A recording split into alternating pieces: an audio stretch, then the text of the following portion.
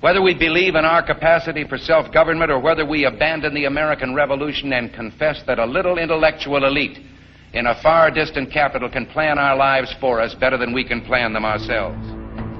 Give us more authority and more ability. All of this talk about rules, we make them up as we go along. A government can't control the economy without controlling people. And they know when a government sets out to do that, it must use force and coercion to achieve its purpose. Put the legislation together to control the people.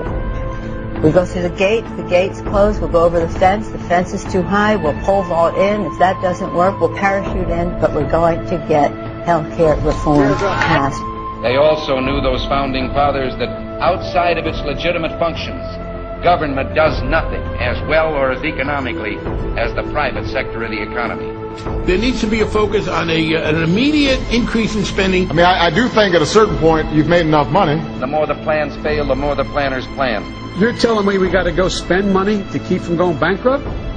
The answer is yes, I'm telling you. We have so many people who can't see a fat man standing beside a thin one without coming to the conclusion the fat man got that way by taking advantage of the thin one.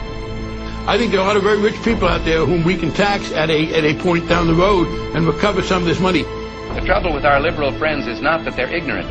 It's just that they know so much that isn't so. They'll be crying out for public options. It's the cost, I think, of having the kind of America that we want to have. Our natural unalienable rights are now considered to be a dispensation of government.